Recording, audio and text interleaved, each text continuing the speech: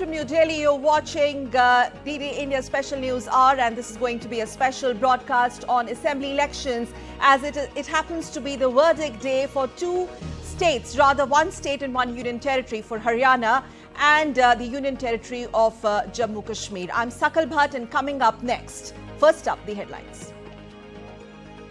Counting of votes underway for Haryana and Jammu and Kashmir assembly elections in India.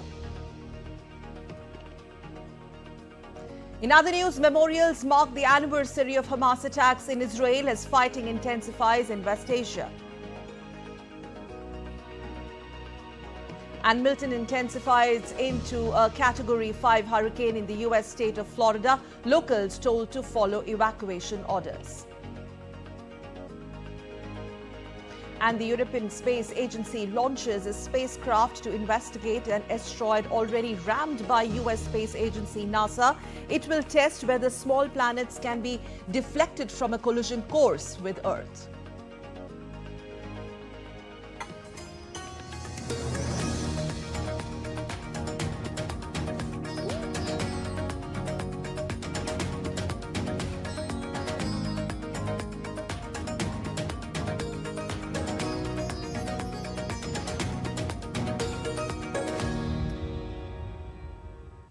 So after a very high-octane campaigning and electioneering and elaborate election process in North Indian state of Haryana and the Union Territory of Jammu and Kashmir in North India, it's time now for counting and the results, the verdict day for Haryana and Jammu Kashmir.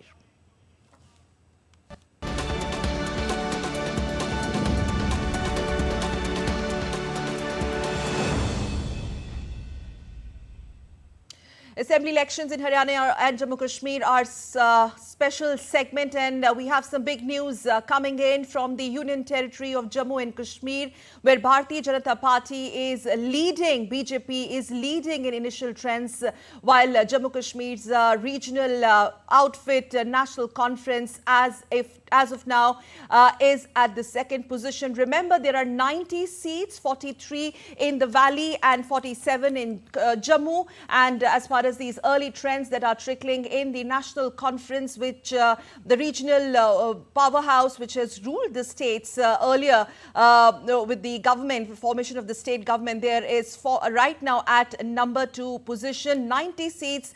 As far as Kashmir is concerned, there are 47 assembly seats in the fray, out of which BJP is leading, in Jammu Kashmir National Conference, which are also in the fray in coalition with the Congress party, are at the second position. Remember, we're going to keep a very close watch on these trends, and as these trends convert into results, it's 9:05 in our studio clock. These are initial trends. These elections, the assembly elections in the Union Territory of Jammu and Kashmir, hold lot of significance because they are the first being held after a decade and first post abrogation of 370. Shifting focus to Haryana, again there are 90 seats, out of which trends are moving fast. 38 trends on 38 seats coming in, and BJP leading in 13 there. If you could go back to the Haryana trends, 38 out of the 90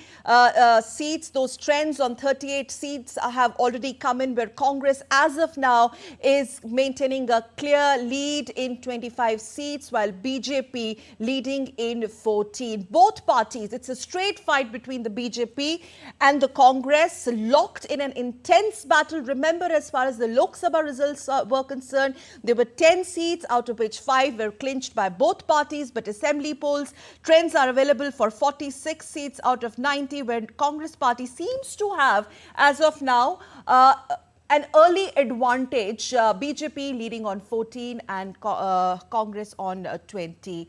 BJP is leading in 14. Aam Aadmi Party, remember, which is decided to go solo in the state of Haryana this time around, has not yet registered any lead, which means maybe they've not really opened their account. We're going to keep a close watch on the trends that are trickling in Haryana also, very crucial polls there.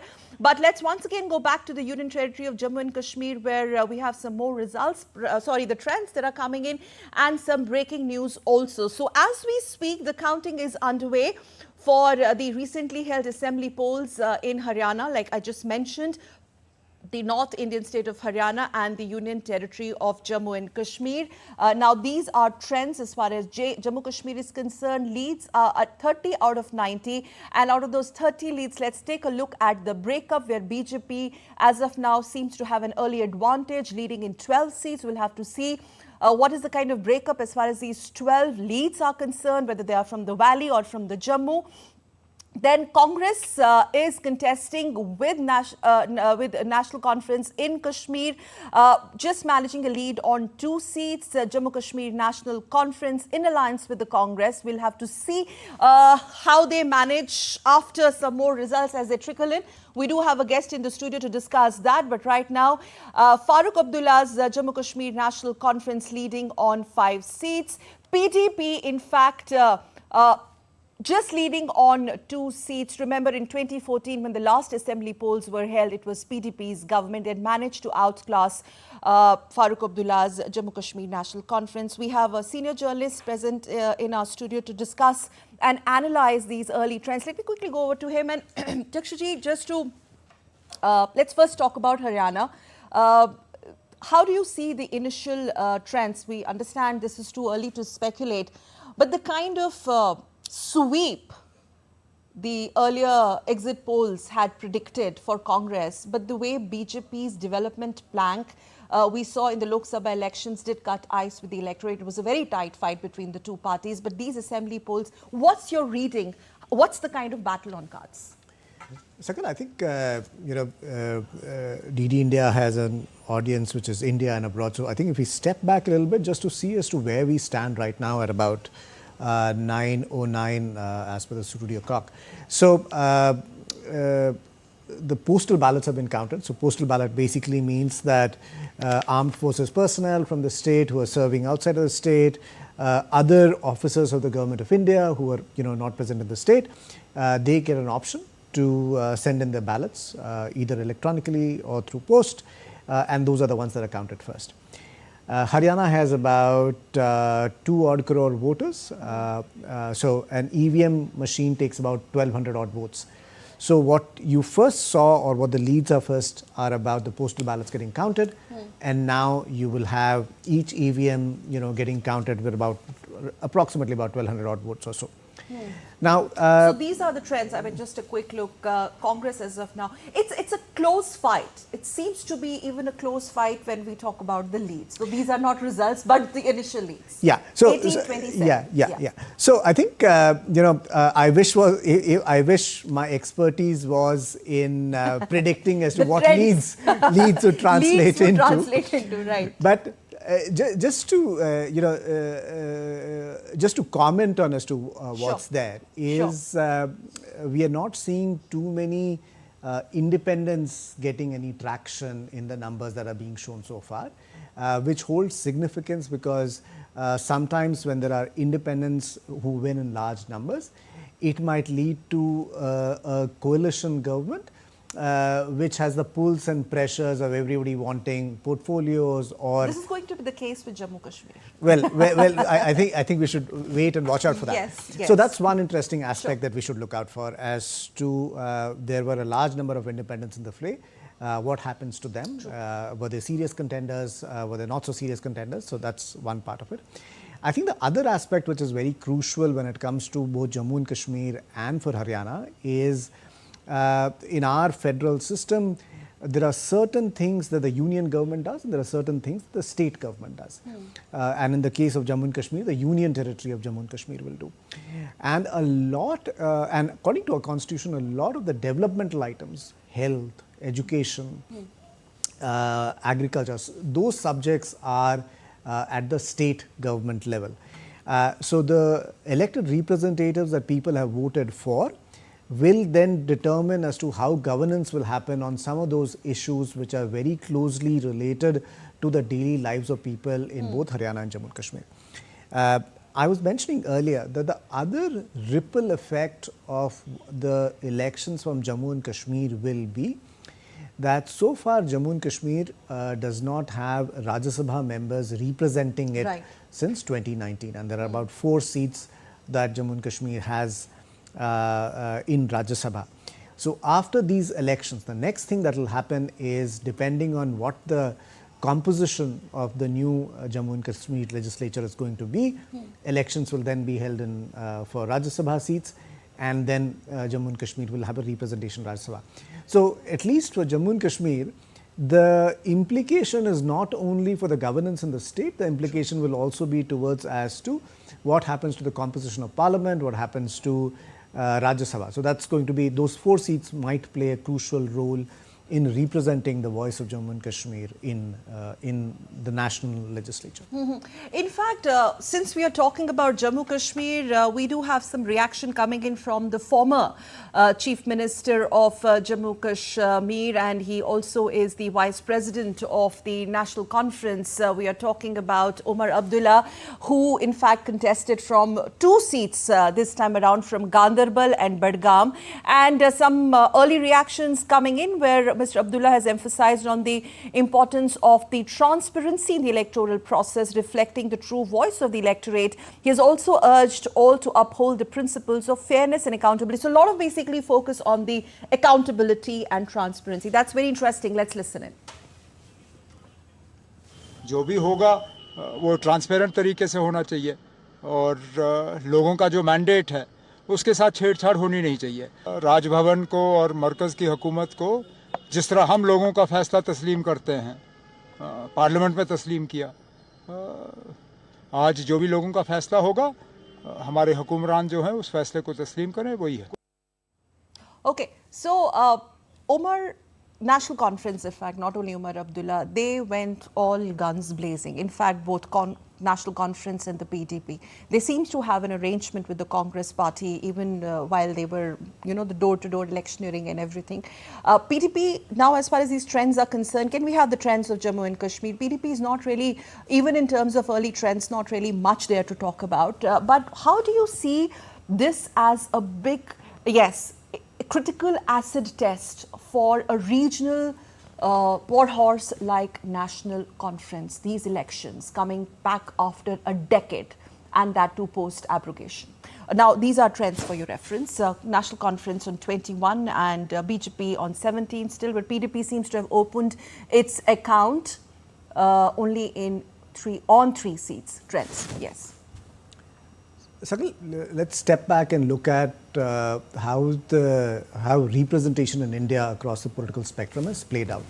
So far, we have seen regional parties come into play, let's say, in some eastern and southern parts. So whether it was Odisha till recently, or Telangana, Andhra Pradesh, Tamil Nadu.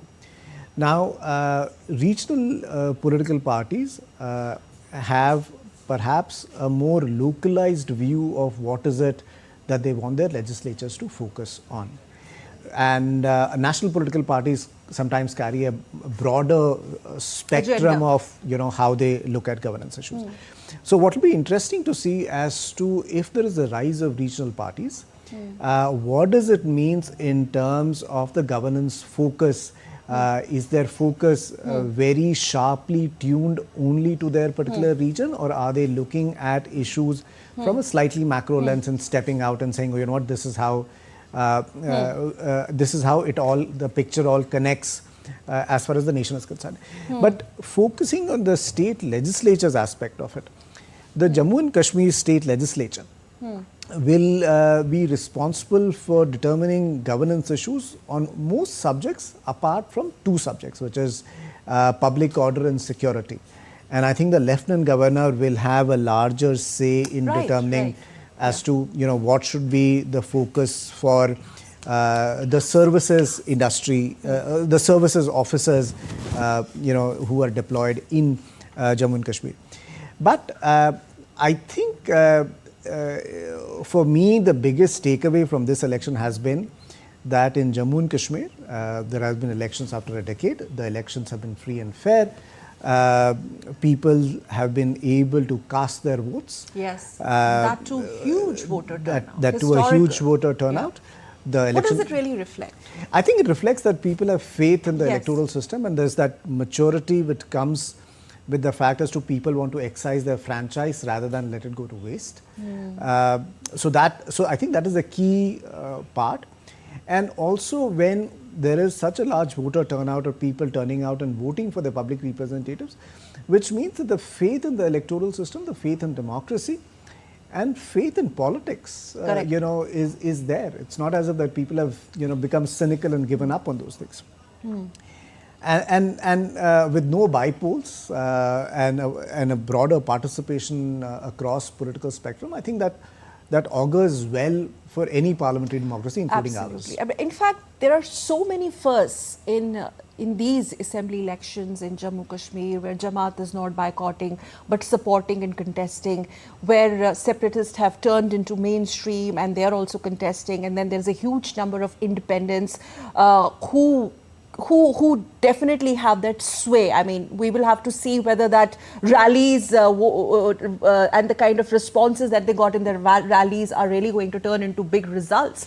But very crucial polls in the Union Territory and also in Haryana. Let's quickly go across to our reporters and get a sense as far as the ground situation or the sentiment on ground is concerned. DD India's massive team on ground on these states which are Haryana, one state and one Union Territory, Jammu Kashmir. DD India's Gautam Roy, senior consulting editor, joining us from Srinagar, and Tahir Nadeem Khan joins us from Doda in Jammu, and Siddharth Bhardwaj joins us from Haryana's Panchkula. Good evening to all of you. Good morning to all of you, rather. And Gautam, coming to you first. So as far as early trends are concerned, Gautam, National Conference is leading. They've maintained a decent lead with BJP, I think, also at number 2, around 17 seats. They are leading. We'll have to see whether they're coming from Jammu or Srinagar. And mostly that must be from the Jammu. And Farooq Abdullah seems to be leading from Ganderbal. He is contesting from 2 seats this time around. And the reaction getting from Umar Abdullah is that he is putting a lot of emphasis on the transparency and accountability of results. How do you decode that, and what is any reactions that you're picking up? Early reactions? Well, what I can say at this moment, Sakal, and good morning from Srinagar, we're right by the iconic and salubrious Dal Lake, but the salubriousness in the Dal is confined, like in Kashmir, just to the surface. Beneath the surface, there's a lot of turbulence, and that's what we can see already playing out. Although these are early trends, we're saying the JKNC and as well as the Congress alliance is leading, and the BJP is right now number 2. And things could change because the exit polls seem to be reflecting that there could be a hung assembly where other players such as the PDP and these parties, the smaller parties, some of which used to be boycotting elections in Jammu and Kashmir, are now joining the mainstream and contesting the elections. So definitely there is a lot of aspiration among people, and that's being reflected in the number of candidates. 873 this time around. 44% of them independent joining the fray as well. But coming back to what Umar Abdullah said about transparency, he was basically alluding to the fact that there's been a lot of speculation that the Lieutenant Governor, ever since the abrogation of Article 370 in Jammu and Kashmir, 5 seats, nominated seats have been created where the LG can nominate those 5 players, people who've been marginalized in the past in the politics of Jammu and Kashmir. And it's being speculated whether they can have a role in the formation of the government. And the BJP itself has made it very, very clear that this is not possible. The nomination process can only happen once the assembly has been convened after the election. And, of course, a government has been put in place because the LG, it's also being said constitutionally, has to act on the aid and advice of the Council of Ministers and the Chief Minister. So that is something that the BJP has completely cast aside, yet there's a lot of speculation on that account, so we'll have to see how that plays out if it ever comes into the equation at all. The other thing that Omar, which we haven't played out at the moment, is that he in fact countered what his own father said yesterday again to the media, where the father was thanking the PDP for, he was saying that we welcome any support that comes to us, especially from the PDP, although he said that we have not spoken directly, me and Mufti or anybody else in our party. There are rivals. Since I've heard these statements coming in. Yes, they are our rivals. And Omar said, I don't know why we're getting so restless that we're making such statements. So he's countered what his own father said, who's the chief of the National Conference, saying that we should wait for the election results and then we will decide as to what kind of a government can be formed according to who has how many numbers.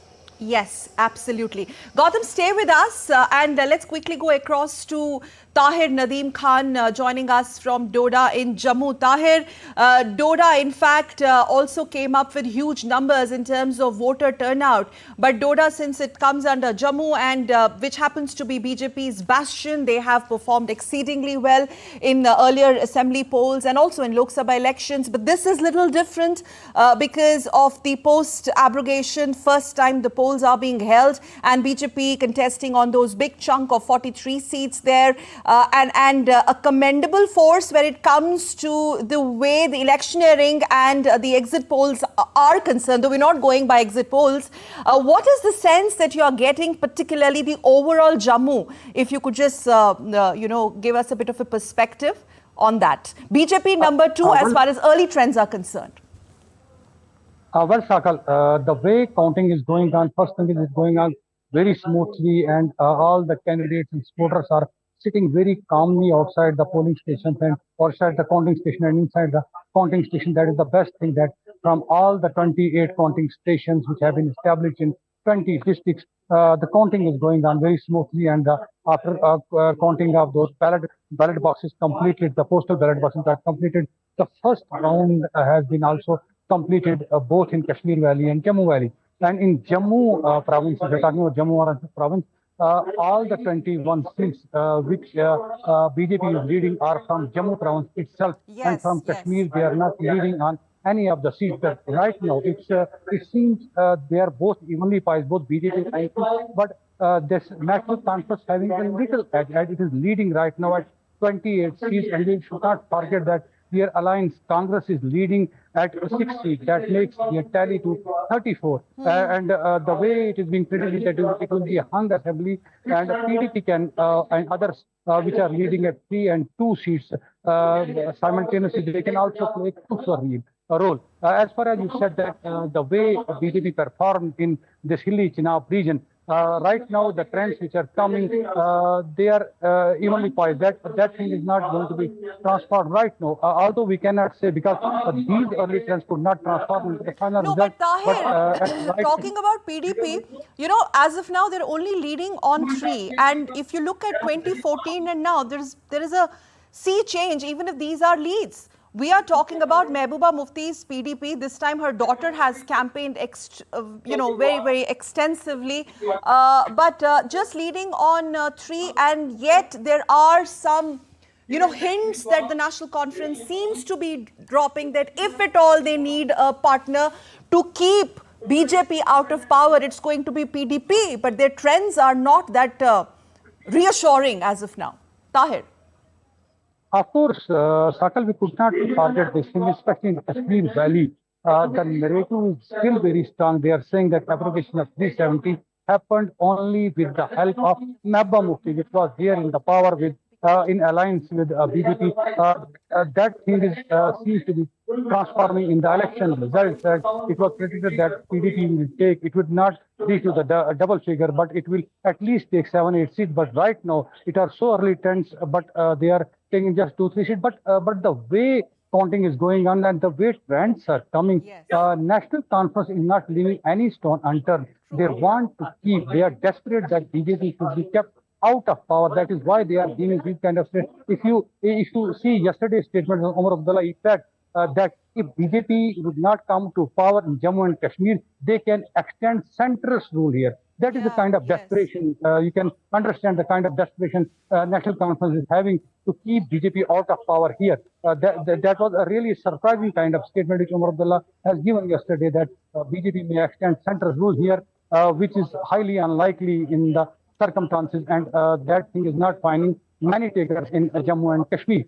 So right now it seems that National Conference, Indian National Conference, they are having an edge, and as you discussed that 5 nominated members, they are also going to play a crucial role after today evening when all the results will come. Yes, at least in Jammu Kashmir's political landscape, one cannot take these independents lightly, the way, the recently concluded Lok Sabha results panned out. In fact, let's quickly now shift focus to Haryana and go live across to Panchkula in Haryana, where Siddharth joins us for more. Siddharth, what is it that you are picking up? BJP has had fantastic run in the previous two editions of assembly polls. This time, well, as far as the poll pundits are concerned, it seems to be that they might be on a sticky wicket. What do you say on that, and what anything that you are picking up?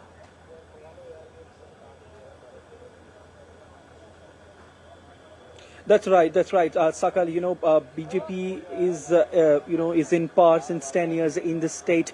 And this time around, they are confident enough to, back in power. But as you just mentioned that, some poll pundits suggest that this time around, it's a sticky wicket for the BJP side, for the BJP.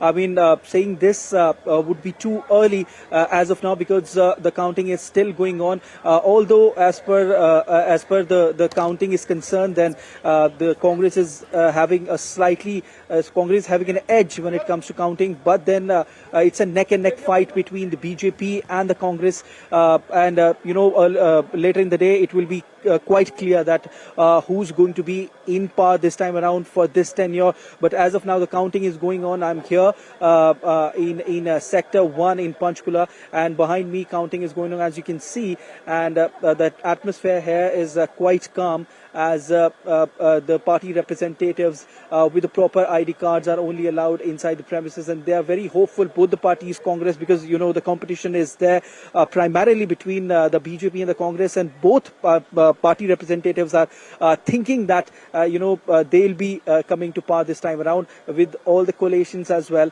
Although the competition is between primarily the BJP and the Congress, but other parties are also hopeful, even though they haven't opened their account, but still they are hopeful that at least they will get some seat in some constituency. But the counting is going on, the postal ballots counting, and then after EVM counting. But as of now, what the trends are suggesting that the Congress is having slightly higher edge, but it's too early to say who will be forming the government here. And as the day will progress, the picture will be more clearer, in this context, Sakal. Okay, so basically, Siddharth, stay with us. It's 20. Can we go back to Haryana tally? Very close, even in terms of trend.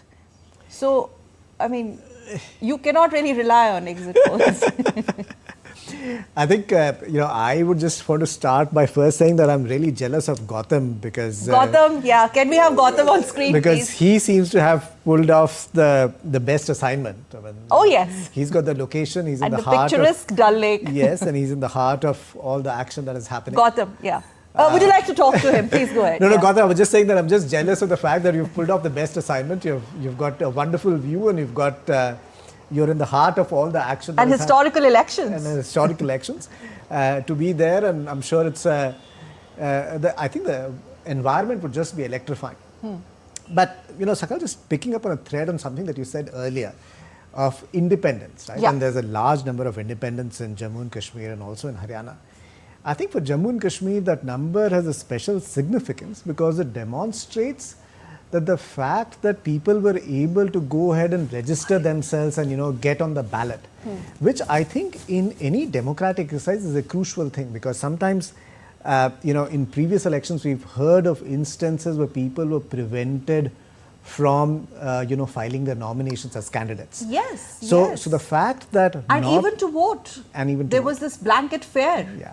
So in such an environment of what has happened in the past, the fact that independent candidates, whether supported by their parties or other people, were able to put their name on the ballot, I think that's a crucial message that goes about the election process.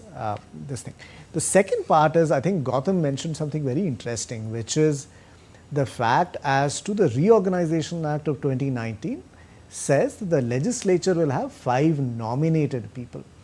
And these nominations will be based, and from what I remember of the 2019 Act, these nominations will be based on a similar criterion as was done for the Pondicherry. So Pondicherry is another union territory which has nominated members, where the nominations are done by the Lieutenant Governor through the central government. So that will be an interesting thing. We'll have to watch out as to how that situation was. Coming to Haryana, an interesting tidbit about independent candidates is that in the past, independents have had some say in Yes, government in 2019, in had it government not been independence, it made it a little easier for BJP. in government formation.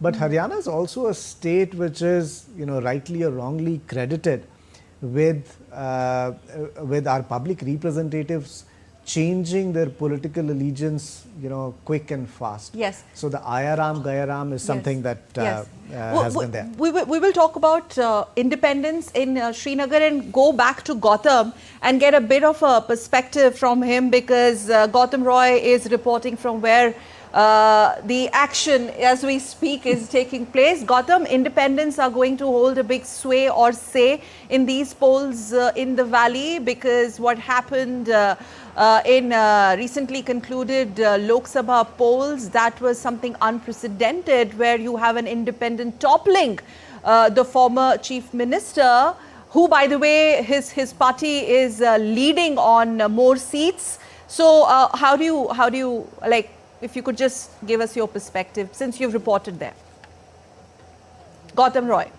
Well, certainly, Sakal, it was always a possibility that the independents will have a big influence on the outcome of these elections, because out of the 873, the total number of candidates who've been in fray for these 90 seats in J&K, we've had 44% of them as independents, and a lot of them who used to, these small political parties who used to boycott the elections earlier because they have had a separatist mindset, they've mainstreamed themselves either directly or indirectly by putting up independent candidates. True. And a lot of speculations also going into how the PDP is performing right now, although these trends are still early, but a lot of people have already started saying that the PDP is doing badly than was expected because of the independents who've come to the fore. And there is even some information coming that even Iltija Mufti, the daughter of the PDP chief Mehbooba Mufti, is training from where she is contesting. So that could also have a bearing on the final results and how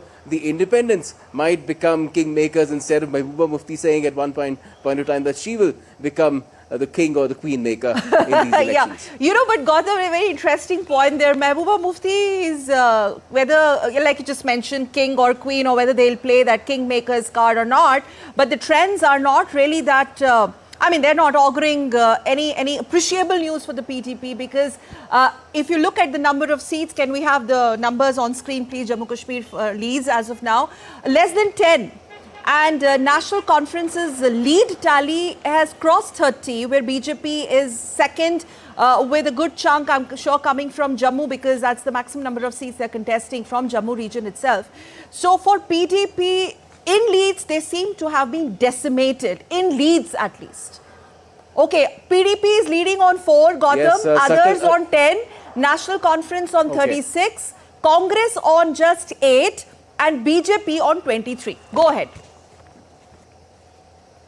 Okay, those numbers again are telling one reason perhaps that the PDP is not doing as well as, say, the JKNC is because the JKNC is in alliance with the Congress. They have a pan-UT presence in both Jammu and Kashmir. The PDP primarily confined to Kashmir, so that would have a bearing on the ultimate the trends that we're seeing and the ultimate results as well. The other factor, of course, is that, like I mentioned, the huge number of independents and a lot of these forces that used to speak for the exclusive voice of the Kashmiri people, so to speak, they have come to the fore this time round. They've come into the mainstream instead of boycotting the election. So that will again perhaps have an impact on the PDP. Another reason that is being speculated is upon the fact that 10 years back, when the PDP had the maximum number of numbers in the assembly, they tied up with the BJP, which may not have gone down well with a section of the voting population here in Kashmir. So that again could be reflecting in the numbers right now. But these are all in the realms of speculation till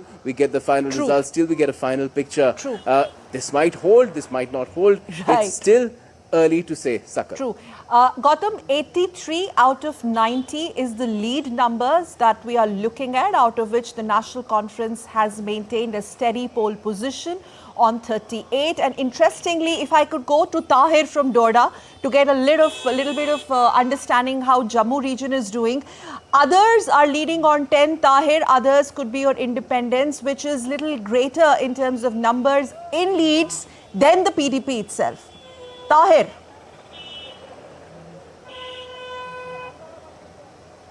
Tahir from Doda, please.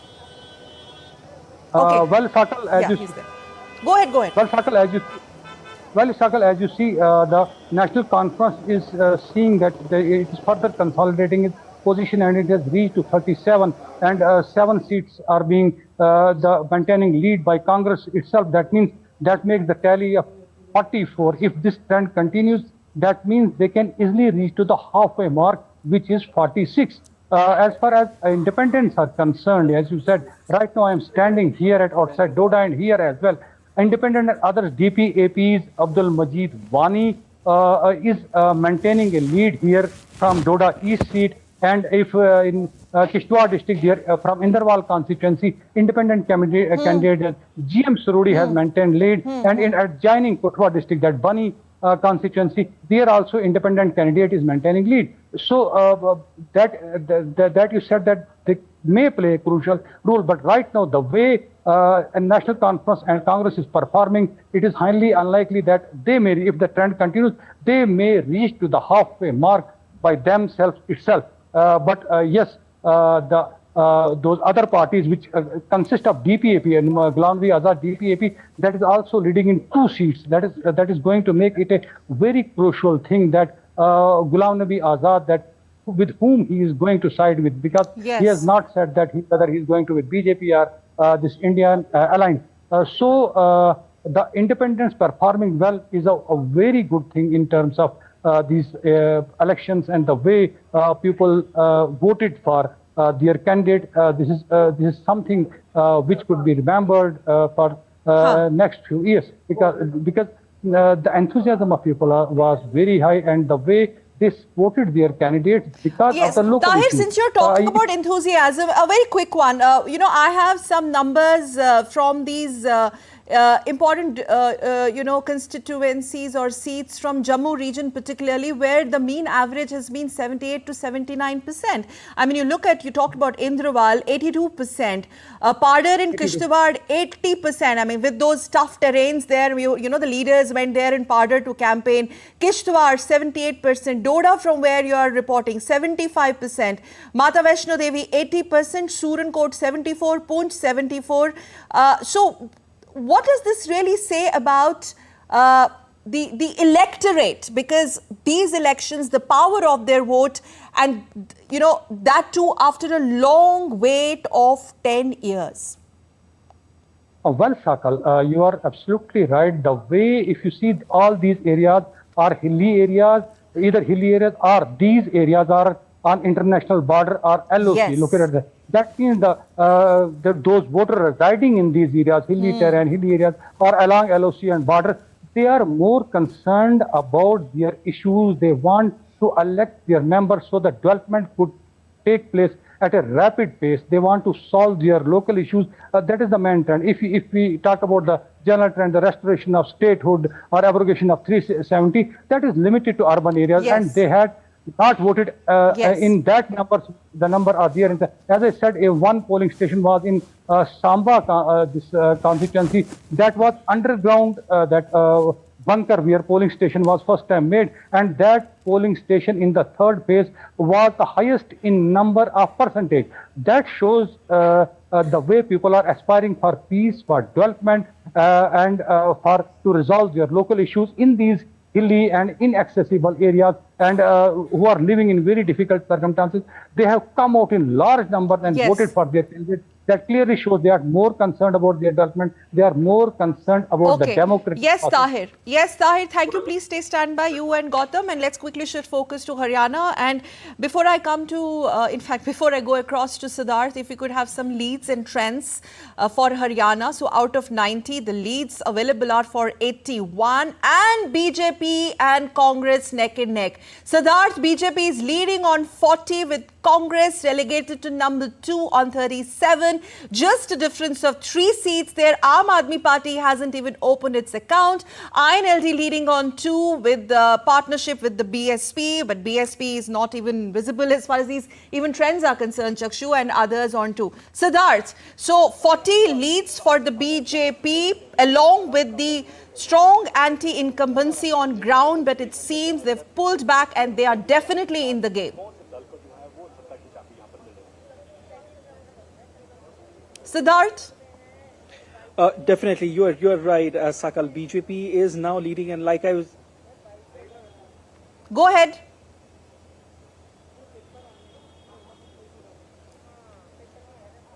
Siddharth, we can hear you. Definitely, I was saying, Sakal, you're absolutely right. I was also mentioning that it's a competition, it's a neck.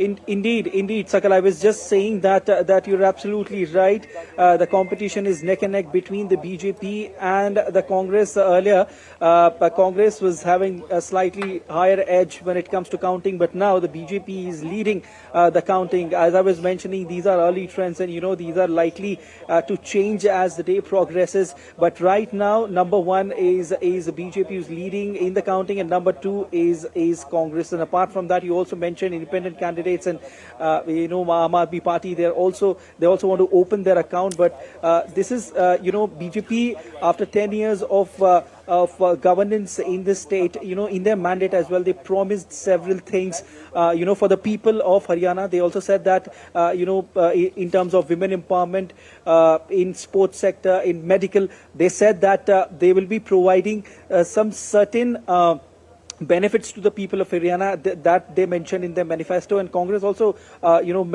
mentioned in their manifesto that they'll be providing some health schemes, and they'll be, providing some other schemes related to women empowerment.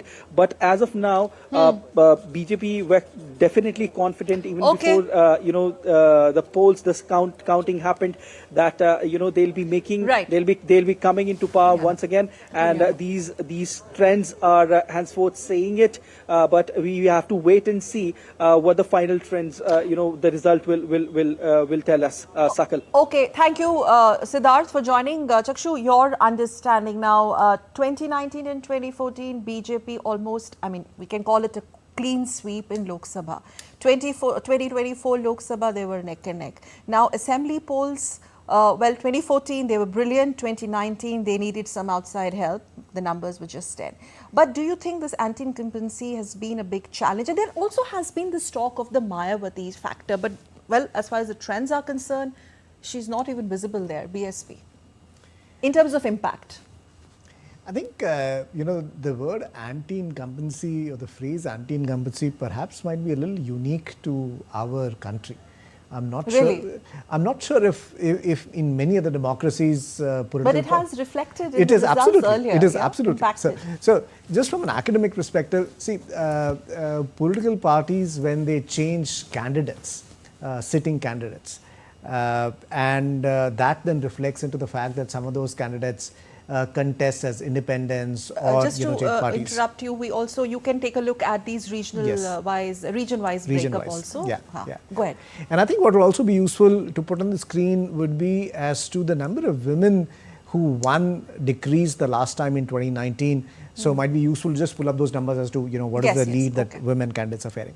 But just to put the point across that politics is the art of possible, and political parties, part of their mandate is to win elections, and in the process of winning elections, in Jharkhand, BJP is leading with Congress behind, despite Congress pulling all the top-notch wrestlers in the fray. Please go ahead. So I think for political parties to figure out as to what is the right combination of candidates, what is that candidate selection that will give them the right results at the ballot box, or where they'll be able to convince the voters to vote for them, becomes crucial. And I think what Haryana, as the numbers are currently showing, is that with I think it could go either way. I think we've still not reached the 10 o'clock mark. I think by about 11 o'clock the numbers should be a little more clearer.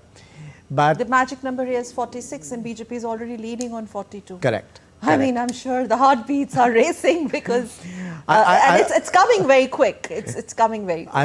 I'm sure. I think candidates and their families will be anxiously waiting for the day to get over one way or the other. If they win, that's great. If they lost, at least they can say that they put up a good fight in what was an intense campaign, especially right after. So you also have to look at the fact that Haryana elections and Jammu and Kashmir elections are right after the general election. So And they have equal number of seats. and they have which equal number could of be seats. Coincidence. Yeah. So neither candidates or their workers have had any respite. Yes. Or have been Others. able to rest on the fact that we've done well this time around, and maybe the next time is going to be easy. And as Haryana numbers are pointing out, doing well in one may or may not reflect in the assembly election. So I think all What of do us. you think have been the critical issues in these polls? I think a range. Canvassing has been high octane from both Yes, the parties. I think in elections in India we can. The benchmark is canvassing will always be high octane. Each election is going to be fought tooth and nail. But I think both Jammu and Kashmir have a very unique in terms of issues. I was looking at the work done by the Haryana legislature. And one of the bills that the Haryana legislature between 2019 and 2024 passed was reservation in jobs for local candidates. So clearly jobs was a big issue. There in the run up to the elections, there were schemes that the Haryana government popularized with regards to the focus that they would have on women and girls. So I think that's another key issue. Another aspect is Haryana sends a lot of its youngsters both in sports and the armed forces. And that reflects heavily in the manifestos of both parties, health, education, for players in particular, for youth in particular, and pulling wrestlers in the political arena. Well, we'll wait for the results, but what's your sense? Has this something which has really clicked for either of the parties, particularly Congress? I think we'll have to wait and watch, but what political parties are also angling for, which is that if somebody is done well in a particular field, you can be assured that they have a presence, they have a face value, they have a recognition amongst the voters. So whether it is and that's why we see sometimes political parties pick up high-profile sportsmen who have just retired from sport for elections. Either to contest or to campaign. We've seen that trend. We have seen that trend. And so that's why what you see in national elections, you'll also see in state elections. In fact, at one point of time... Does this have any bearing, I mean, just for my understanding, since you've analyzed polls so dive deep, Assembly and Lok Sabha back-to-back, the trends, the numbers, the confidence? I think the Indian voter is extremely astute. They're able to differentiate between national issues and local issues. And very often, a voter would be coming out of the vote booth and saying, oh, you know what, for some of these issues, I'm going to vote for a national party or for a regional party. So I think the judgment of the voter is something that, has more often than not proven their astuteness. But on the aspect of the fact as to choice of candidates, I think political parties have to play a very fine line about how to keep their existing support base happy and to keep their existing political workers happy versus shifting candidates. So even in Haryana, we have noticed that when a political party has dropped existing MLAs, some of those people have gone ahead and filed nominations as independents. And will that have a bearing in a closely contested assembly election is something that we'll see. Okay, a quick one on Kashmir now. 88 leads on 88 seats. We have Jammu Kashmir trends, please. 88 are out of 90, where National Conference is on 41. There are just 5, we can say, leads on 5 seats away to form the government. But we don't know what really happens because you have Jammu region, BJP's bastion, where BJP in fact is leading on 23. There are 43 seats in Jammu in offing, 47 in Kashmir region. And post delimitation, do you think this has impacted the electoral arithmetic? And also I would want to first have your point on others tally going up, which means independents are doing exceedingly well as compared to the regional workhorse like PDP, which has had they've been at the helm, though alternatively with the National Conference. But Mehbooba Mufti really needs to do a lot of introspection even if you look at the leads. I think we should, Sakal, I think one of the things that everybody should be doing right now is to focus or at least keep an eye out as to that others column. Yes. Because and others are more than Congress also, by the way, in yes. Jammu Kashmir. So if that others column rises, what implication does it have in consensus building, and coalition government formation and government formation? And the other thing to look forward to would be as to what will be the split of seats won and lost between Jammu and Valley. And then the conversation would start maybe in some time, or maybe already, I'm sure, in the war room underway, the battle between the Chief Minister and the Deputy Chief Minister comes from which region in Jammu Kashmir? Absolutely, and I think, and same for Haryana. I think, yeah, absolutely. I think our public representatives are very competitive, and if they've put in the hard work on the ground, they would want to see some results for that, whether it comes to ministerial positions or chief minister positions or even deputy chief minister positions. We have seen that a number of Haryana. Traditionally, the deputy CM has been from Jammu region. It will be interesting to see whether it's going to be a departure from the past. Yes, and for example, in Haryana, last time when the government was formed, the chief ministership went to the ruling alliance, the ruling party, and the deputy chief ministership for most of the term went to their ally. So I think because allies helped them. As allies helped them. So I think it'll be interesting to see as to at what point of time do people start approaching the governor's office to say, oh, you know what, I think we are in that space where we can confidently say that we have some position. So the equation stands in 42-22. The BJP's lead tally has gone little down with 22. They're leading on 22 seats, and obviously the major chunk will be from Jammu. And National Conference of the Farooq Abdullah has crossed 40, 46 is the magic number. They're on 42. And the other big talking point or big news coming out of this is that Congress is far behind. They've not even reached number 10 in terms of leads, lesser than the independents. And independents are these independents. We'll analyze it further once these leads are converted into wins and losses. Who are these independents, and would they assume the role of kingmaker? A quick one on the Congress, since we talked about PDP also. Well, Congress was making a lot of noise. Rahul Gandhi made a lot of noise with Umar Abdullah when they were campaigning together. But no, they have not been able to cut ice with the electorate of Jammu Kashmir, which they have had ruled earlier in alliance with the National Conference only, with Ghulam Nabi Azad at that point in time being the deputy, the CM, and then the minister at the centre also.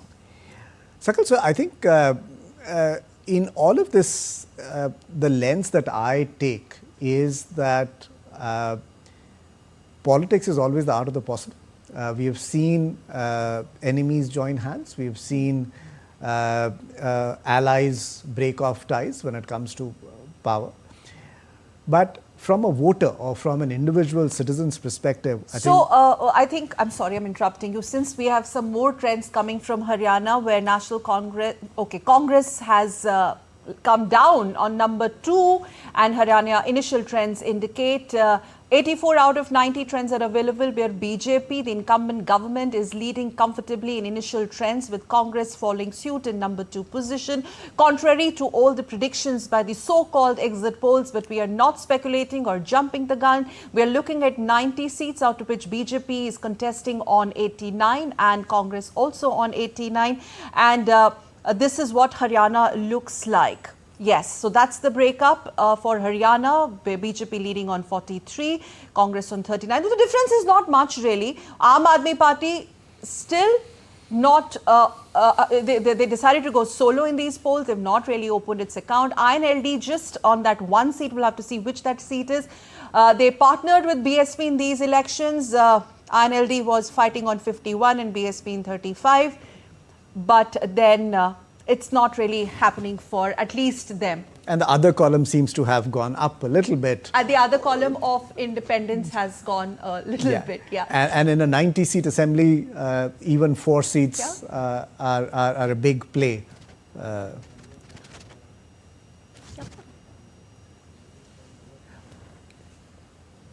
All right. We need to wrap up this broadcast. After the break, my colleague Ramesh will take you forward. But I would also take this opportunity to help to thank our reporters. They are going to be with us. It's a long day for you, Gautam and Tahir from Doorda and Gautam from Srinagar, and our guest in the studio. You're going to stay with us in the next few hours also, but as of now, we take a short break. Thank you very much for this one. And let's take a short break, and we will be back with Assembly elections in India, our special broadcast on the other side. Please don't go away.